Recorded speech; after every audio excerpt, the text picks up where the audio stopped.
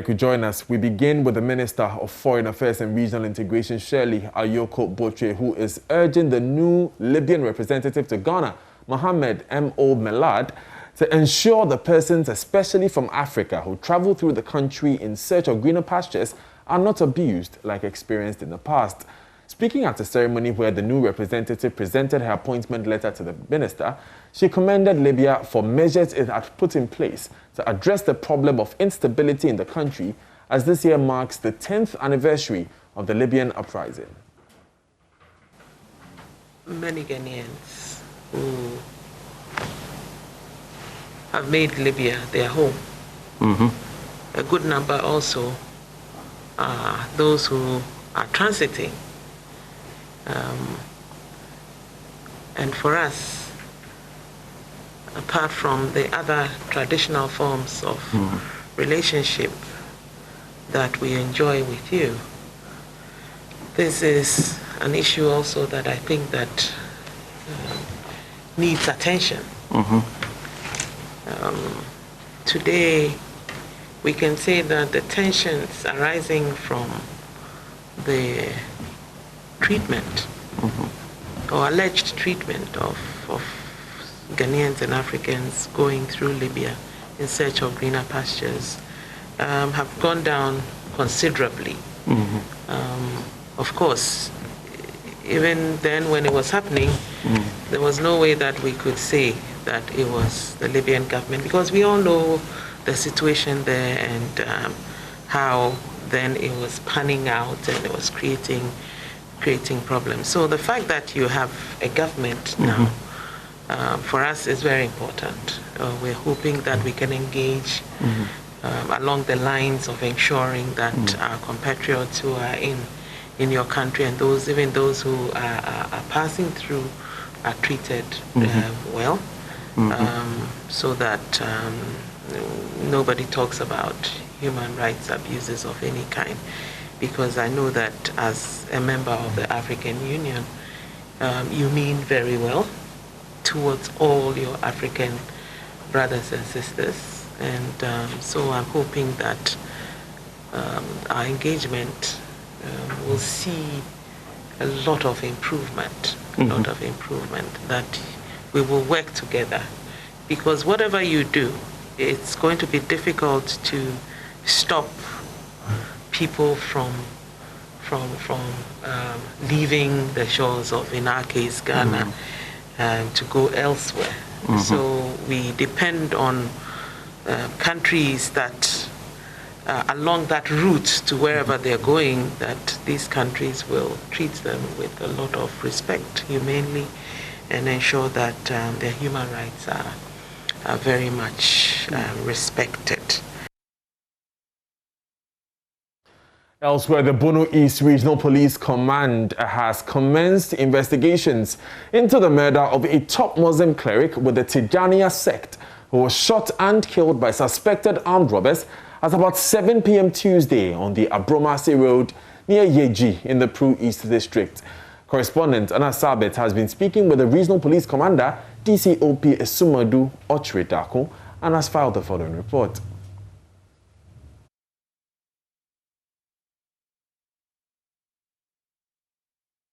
Bono East Regional Police Commander DCOP Esumadu Ochredako narrates to JoyNews how the late Muslim cleric Kalamul Faida Sheikh Ali Abdullahi Mekano was shot and killed by suspected armed robbers on the Abromasi Road. We had a report from Yeji police that last night about 8:30,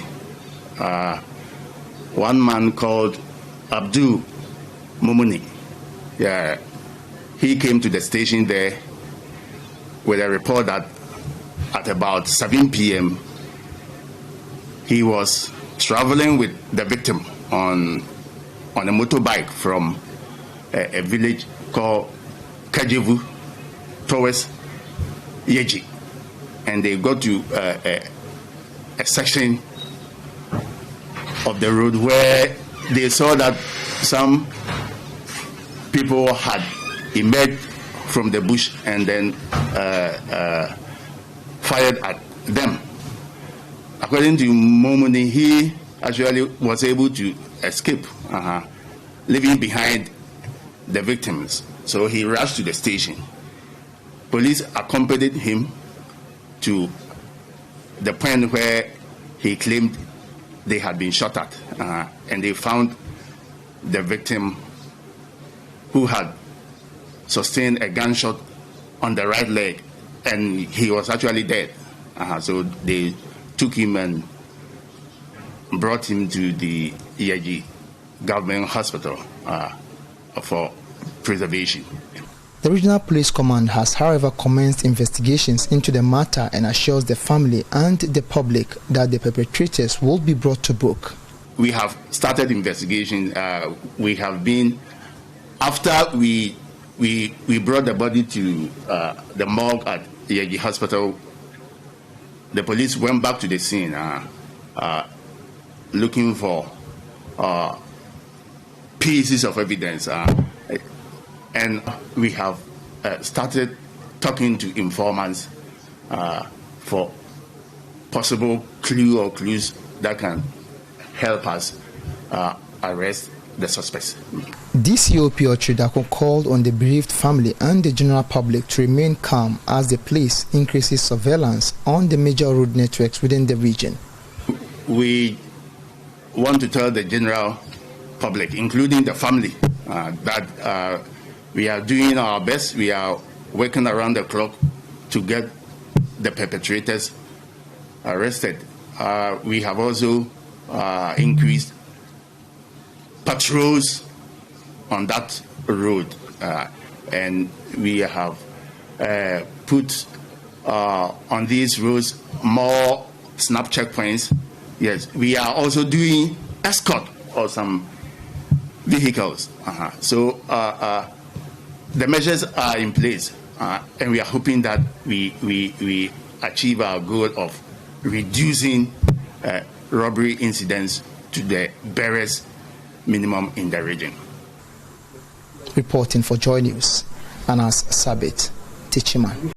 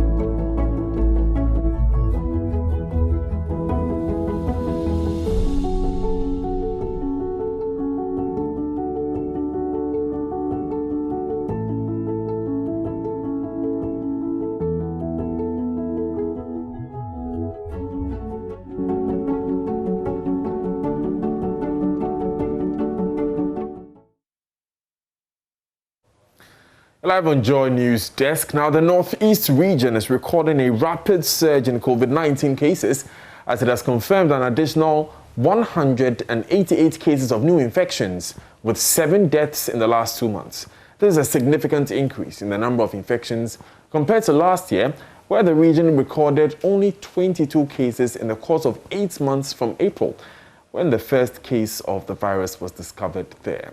Regional Health Director Dr. Abdullahi Abubakari, who reviewed the worrisome development at a review meeting in the regional capital Nalerigu, added that the region's cumulative number of COVID-19 cases now stood at 210. Dr. Abdullahi, at the opening ceremony of the 2020 Annual Health Sector Performance Review meeting, also indicated that malaria, respiratory tract infections, diarrhea diseases, and rheumatism were still the top 5 causes of OPD attendance in the region. Correspondent Elias Utanko reports. The director said the health sector performance indicators in the region overall saw some marginal improvement despite the COVID-19 pandemic and its associated challenges that confronted the sector in 2020. Notably among the challenges were changes in the health security behavior of people due to the COVID-19 pandemic. People refusing to go to the hospital, inadequate critical health staff such as medical doctors, pharmacists, among others. Refusal of newly recruited health staff to assign posting to some part of the region, the high disease burden, especially the increasing trend of non-communicable diseases, and very high and unacceptable teenage pregnancy rate. Dr. Abdullahi also reviewed performances in some key service delivery areas where he disclosed, among others, that injuries from road traffic accidents have become a concern as hospitals continue to record cases. Dr. Chairman, I wish to state that the 5-year malaria deaths rate in our hospitals stagnated at 0.20 per 1,000 in 2020. Which was largely due to interventions such as the indoor spraying, the use of insecticide-treated environments, and the seasonal malaria prevention, among other interventions going on in the region. Injuries from road traffic accidents have become a concern for us as we continue to report cases at the hospitals. Therefore, we can appeal to the general public to take safety measures and precautions to reduce the incidence of road traffic accidents. The fight against maternal death has been a major challenge in the region, despite all the strategies adopted to address it. The region recorded 10 institutional maternal deaths in 2020, as it was in 2019, bringing our institutional maternal mortality ratio to 59.3 per 100,000 lives for the year 2020, as compared to 59.9 per 100,000 lives for the year 2019. The regional health direction is therefore taking serious measures to reverse this worrisome trend of maternal deaths in the region.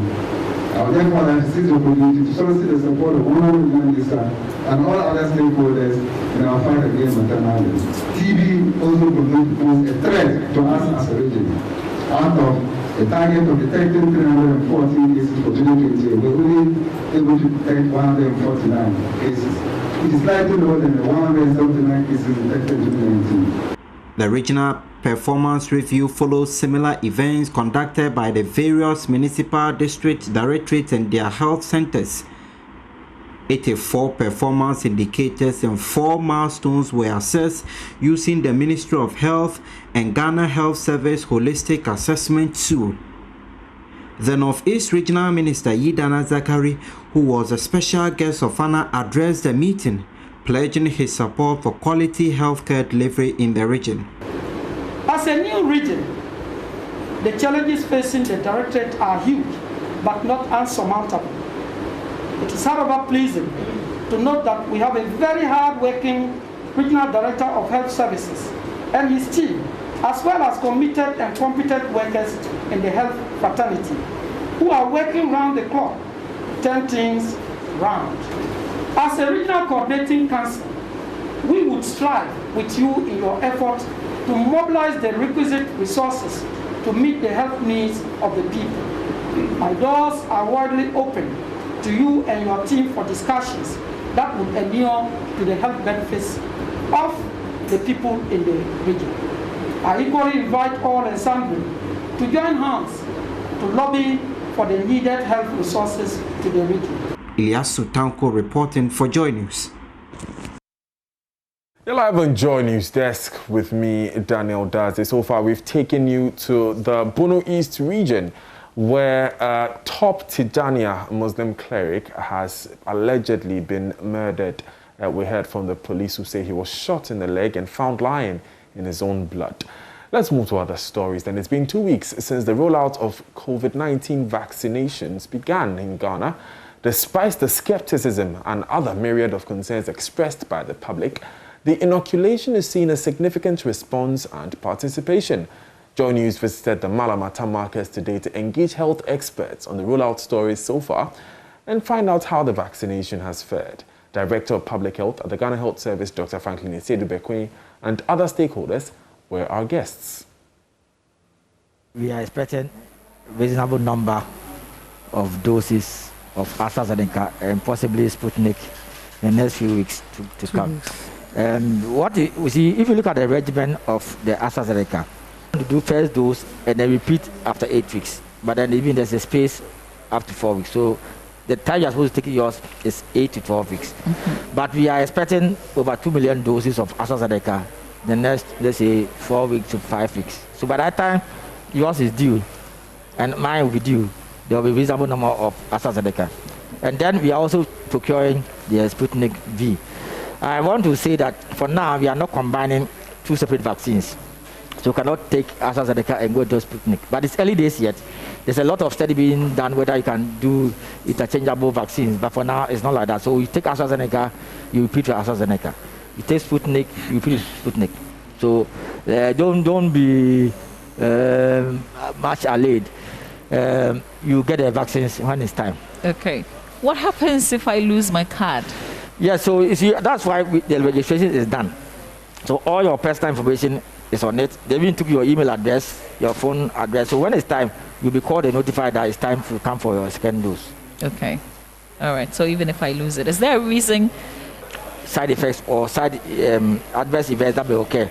You want to know, if you look at even what is happening in Europe, there are some instances that they withdraw some batch numbers. They are not saying the whole vaccine. So is it possible that there's a problem with some batch numbers? So that's what they record for you to be recalled when there's a problem. Okay. So George, and in ending the conversation, I'd like you to tell us again why the FDA is not recommending that we pause this vaccination. Just like what some European countries have done, and we're actually asking people to still come forward and do this. Yeah, so what I want to say is that I explained to the viewers that the FDA, Ghana has one of the best systems in the world for safety monitoring of vaccines and other medicinal products. If there are any safety issues from this deployment, we will pick it up, because I also explained that the event that we are receiving from this deployment is similar to what, or even better than what other countries in Europe and in Canada are receiving. So the point is that we have the best system to monitor the safety of these vaccines. And number two, as at Friday last week, our committee of experts, the 11 committee, the joint COVID-19 Vaccine Safety Review Committee, look at all the report that we have received as having COVID-19 infection. So I want to assure Ghanaians that Ghana is one of the best when it comes to safety monitoring of vaccines. At this point in time, the vaccines are safe. There's no safety concern, so people should go for their jobs, because the vaccine protects you. It protects you against having severe disease. It protects you from hospitalizing and death from COVID-19 infection. And in case the gentleman who sent a message that he has the worst event is still watching, I would like to encourage him to look at the number, the 024 number on the card. Okay. Is it the same number? Yes. Okay, so I guess I can go over what is here. 0244 310 297. 0244 310 297. That's the number to you? Yes. Okay. So can call this number or download the app and reports, and we'll follow up. The reason is that we are interested in every single case or every single event that happened to any vaccine recipient. And that's the way that we can continue to say with confidence that the vaccine is safe. Because if nobody is reporting, we cannot continue to say that the vaccine is safe. So we plead with the public, the vaccine is safe, but everything you experience, if you experience fever, if you experience injection site pain, if you experience muscle pain, headache, and etc., just call the number there or download the app or go online and report to the FDA, and we'll follow up. We'll collect this data and then submit to our committee, continue to analyze and see if the vaccine continues to be safe in the general public. Okay. All right, Madam Afutu, you're taking your job tomorrow. Do you have any personal fears? Oh no, I'll take it right after the program. No fears, because my husband and my children have taken it. Oh, okay. Yes, and all right. They didn't experience any adverse events after that. Okay, that's great. I also take mine. But to conclude, I would like to say that all Ghanaians, citizens of Ghana, should join hands with NCC, the Ghana Health Service, and all health promotion units in the fight against COVID-19. The data in health sector, no matter where you will find yourself, whether OPD service or whatever, you have to get your data. So the same procedure that we are using, but this time around, we are not using paper. We are going paperless. So we are in technological era. So we have to capture your data for future reference. That's why we are taking your particulars. Has it got anything to do with the second shot? Because we know with the AstraZeneca jabs, there are two, the first shot and the second shot. Data you are collecting, has it got anything to do with the second shot? Yes. They have designed the system in such a way that if I can open it, you will see that you have a section under the forms which shows the first dose, second dose. So they have provided a column in the tablet so that shows that yes. So if I take my first shot today, when am I supposed to come for the second? 8 weeks interval. 8 weeks interval? Yes, please. So currently, if you are taking it today, your next shot will be on the 13th of May. Yeah. I'll come back to you, Joseph, and let me speak to this lady here. She just took her jab. Pacho, feel fine. Pacho, I. Ebanese na obai. Ote vaccination ho sem finfa. Oh, me pacho, lady come tie fu nyina. Ne nyamte ane say yes, yare bia by friend coronavirus. But so bia nhwe ne ho yi. Ma umpie, ma nante basa. Enti no. Ndie enwan say ehyefi ndie pie pa de mimpie bi akire na mete say aban de enro we yaba say ye mewo eni na ma me ba ya ba bewo ote wo radio na ote wo TV na me de da bia me hye mimpie nti me TV hu nti me hu TV so na we yesel be ba na wonsuro oh there be minsuro because ansana aban de kan ya wo ne de enye hu. So you heard her explain to me how she got to know about the jab. She says that she's restricted herself not to move out of her house because of fear of contracting the virus.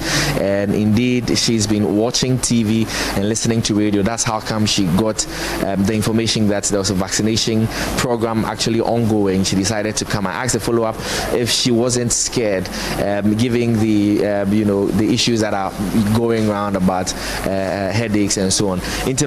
Then I'll be catching it ashefo amufie na omumbe woe na omusuru se ombe wa bibi be omo me catche ashefo ne etiefo nyina se omo ye tintintin so omo mewo no obia mra no mewo because yare no ewo ho ekum ni papa nti obia mra no mewo obewo bibia anyo me wo ye na anya me hwe nti no obia mra no mra mewo me medi 55.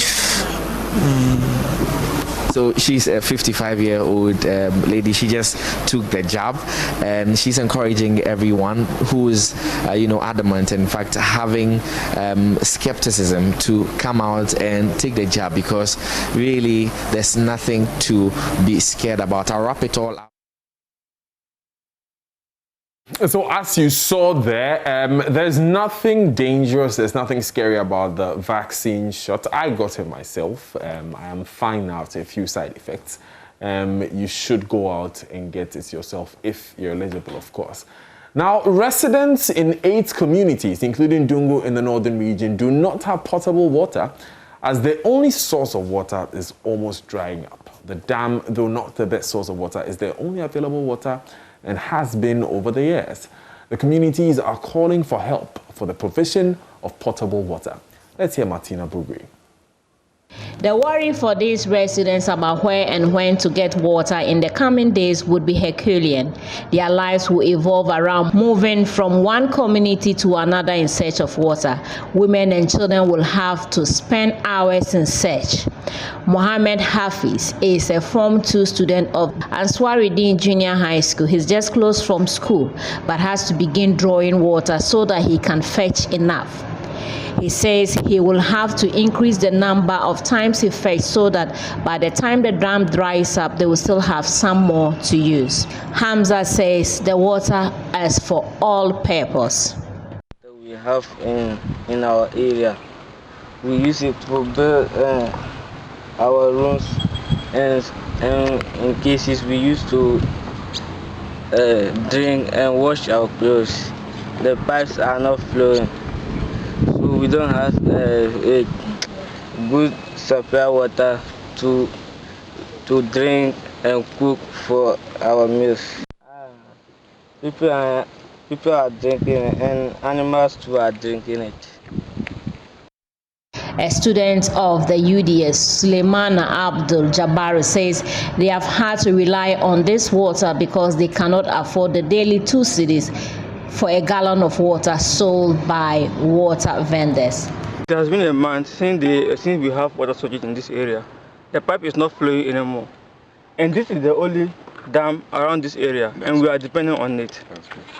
And as you can, when you come here around Saturday or Sunday, I bet you will cry.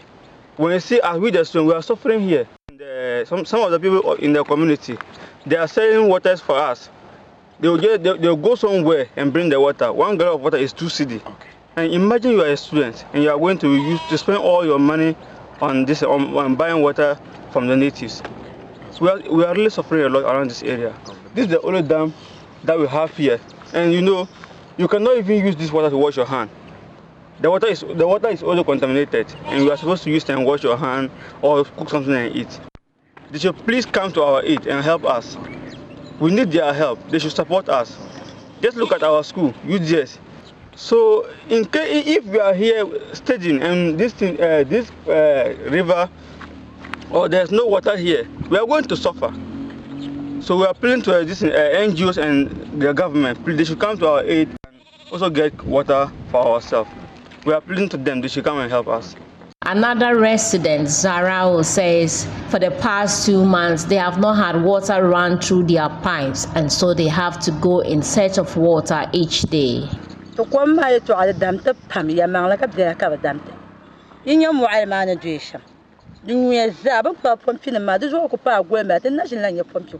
The water situation is a big problem. You see the dam is almost dried up because for the past 1 month we have not had water. Look at the water I have fetched for use. I have to put chlorine tablet before I can use it. We suffer a lot because of water. We are therefore pleading with the big men and any philanthropists to help us. The people fetching from the dam are many. The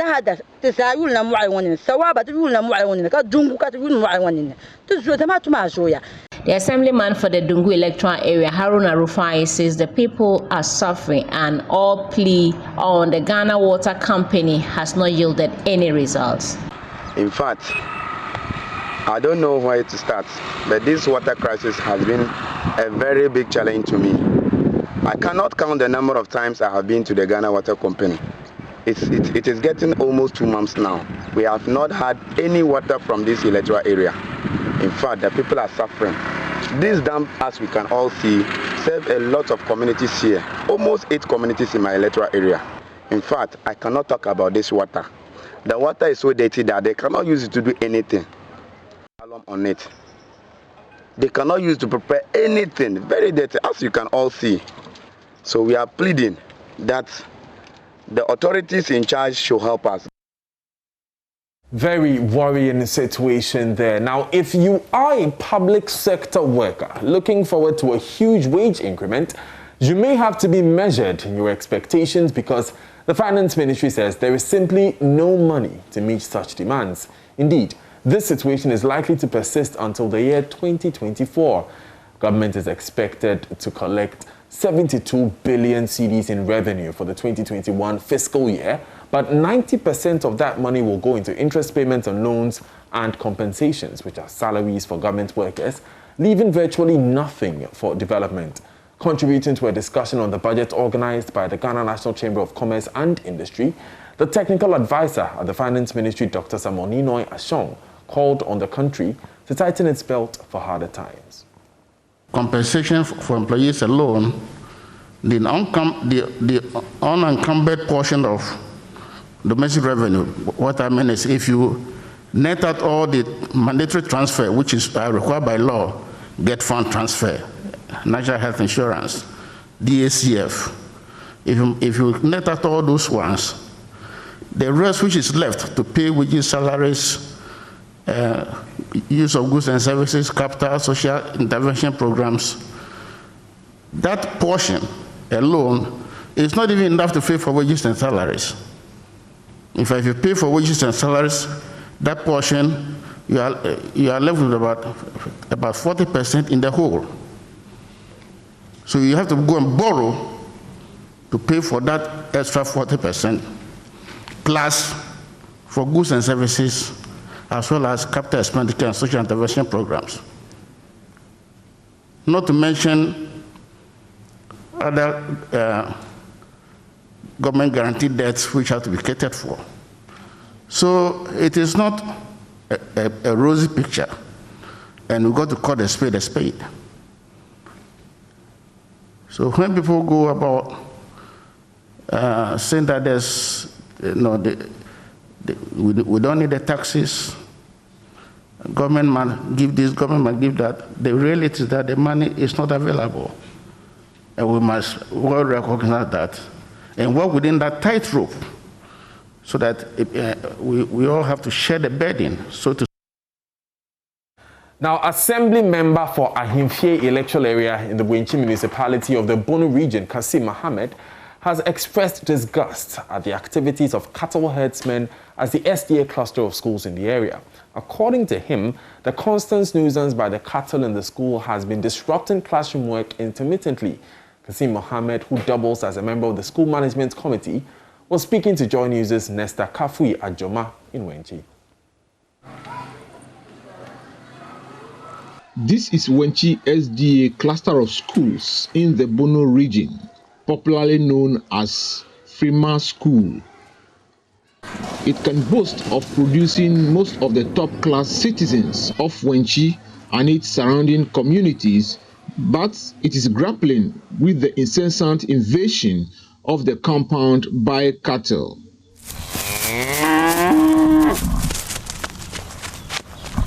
Herdsmen bring their animals here every day to graze, even during lesson hours, causing panic among school children. Assembly member for the Ahimfie electoral area, Kasim Mohammed, says efforts to halt the activities of herdsmen and the cattle in the school have failed due to the hostility of the herdsmen. He believes only a fence wall can fix the challenge. I'm the honorable member for this electoral area, and this is the only school situated in my electoral area. Honestly, the cattle has been grazing here for a long time. They've turned this place as the place for grazing. Now, when you turn your back and see what is going on in the school, it's nothing good to write home about. We are entreating everybody, the school management, the SMC, the headmasters. We are entreating everybody, our MP, the chief executive for Wenchi, and all the people across the diaspora. We are entreating them to come to our aid, to fight, to let us fight this menace. This is the canker that we are facing in Wenchi. We want the school to be fenced. We want them to help us fence the school. You see, if the school is not fenced, you see, we have little children coming to school here. And now if they come, and unfortunately for them, if some of them even come outside to play, and then unfortunately for them, if some of these cattle get them knocked down, and it will be very big problem for us. This thing is giving us a very serious headache. So we are entreating everybody to come on board, help us to fight this menace. Even though the teachers declined to speak on camera, They concede the invasion of the school's premises by the cattle has been the greatest setback on effective teaching and learning. They said the only permanent remedy to the cattle nuisance is construction of a fence wall. Nesta Kafui Ajoma reporting. Now, it doesn't take magic to excel in academics. It takes hard work, commitment, and concentration. But how does it feel when you have excellent academic qualifications in your field of study, but employers deny you the opportunity to work? 29-year-old Muntari Abubakar says he looks back at his life with the pain that he would have been treated fairly if not for his inability to work. JoyNews' Mahmoud Mohammed Nuruddin spoke to Muntari as he obtained a first-class Bachelor of Technology in Accounting with computing last week. I quite remember it was in somewhere 2007. It was in August. I went to school and I wasn't feeling well. So it was on Wednesday. So on Thursday, I went to hospital and they gave me injections, but it still continued. I was feeling pain at my back. So on Friday, it was in the afternoon. Yeah, just around this time, I was complaining of the back pain, and then all of a sudden I couldn't walk again. Muntari sometimes feels life has been unfair to him. He was not born with disability, but for fate and what initially seemed unknown to medical doctors, he now lives in a wheelchair. By visiting the hospital on several occasions with the hope life will return to normal, he did not see the light of day. At that moment, we were concentrating on hospitals. Yeah, we went for X-rays, scans, MRI, and they said that there was no crack in my spinal cord. So they were giving me medicine and then they discharged me to come home. So it was somewhere late 2015 that I started going back to hospital, which was Confanoche. So it's that time that they said it was a tumor in my spinal cord and then I will need a surgery. That's what they said. At that time, I was interested much in football. Yeah. A great footballer in the past, and his admiration for Gattuso could not also see him live his dream. Yeah, Gattuso. The way he played, the way he's hard, he's hard on the pitch, and he's usually play rough. He plays rough football. Yeah. I think it was the reason that I liked him. Muntari says it is a great regret, but trusts in the will of God. Friends have left him in his wheelchair, and not many people empathize with him. In Ghana at the moment, but some of them, they are around, but they don't come. I'm okay with that. I'm okay. Time changes. All faith was lost for Muntari, but he paid attention to his education. He graduated from the Kumasi Technical University in 2016 with second-class upper, but getting a job after national service has been frustrating. I quite remember when I finished my national service, which was somewhere 2017. I started typing application letters to every bank on the street here, Tafu Main Street. I'll go there in person and then I'll give it to their director or their manager. And from the look of things, being a person with disability, the private sector, they're not really interested in persons with disability. So it looks like it's the government who has to do us a favor. Muntari believes his condition has not helped his chances of finding a job. Muntari furthered his education and has graduated with a first-class honors degree program in accounting with computing, but he is still in a limbo of his chances in finding a job. Under NAPCO, and our contract will end in this year, which is October. In October, so my concentration now is after the NAPCO to get a permanent job in the public sector. I think the job first for now. Mundari wants the government to find a sustainable way to deal with the concerns of persons living with disabilities.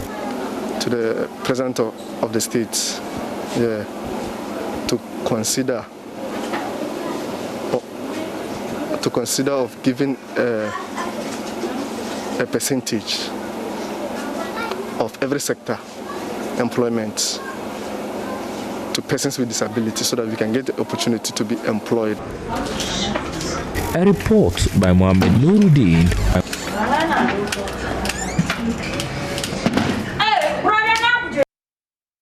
All the best to Muntari. Coming up in business here on Joy News Desk, an audit report on the Saglemi housing project is expected to be ready by the end of March to serve as a guide for the next course of action. Like I said, I'm committed to putting the past behind us and charting a new way forward.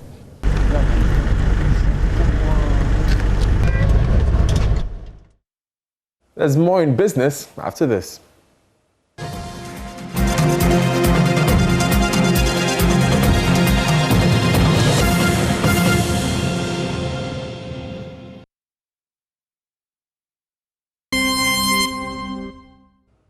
And hi, good morning. Welcome to business. My name is Darryl Kwao. Government is prepared to take a new path to reduce the housing deficit in the country as soon as possible.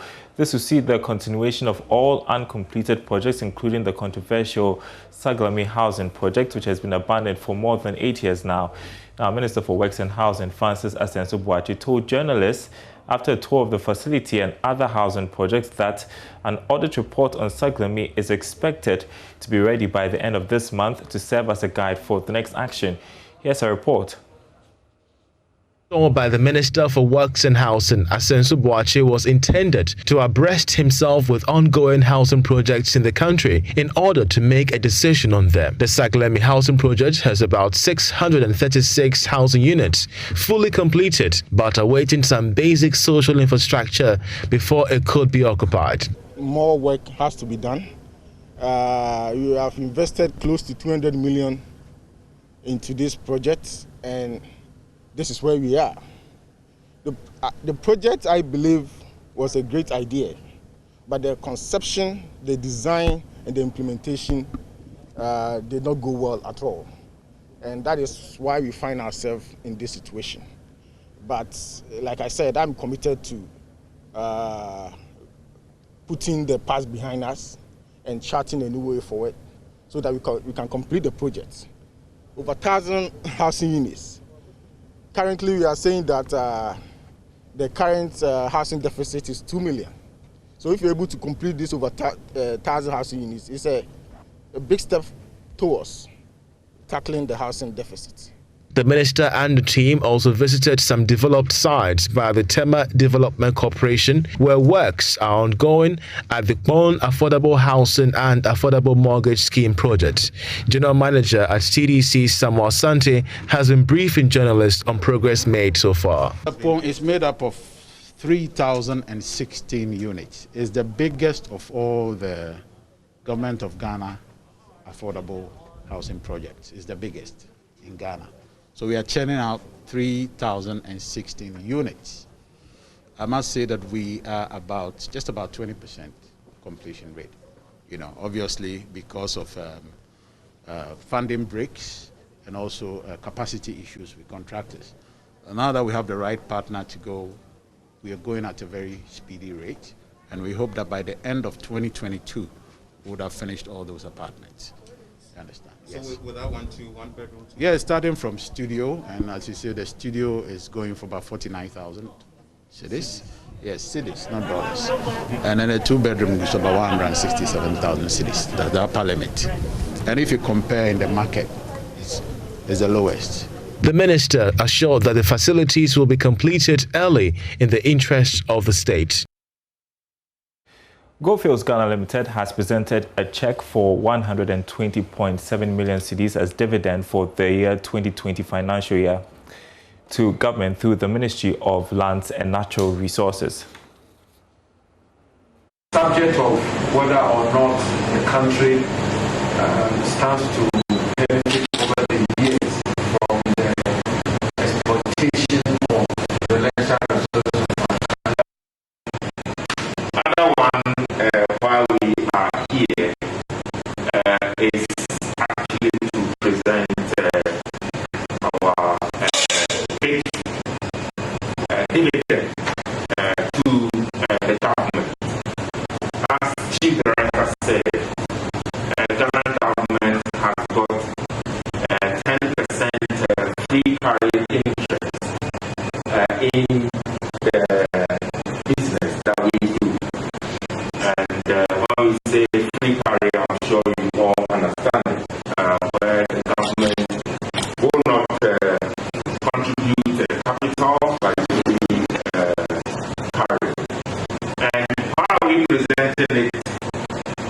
this month.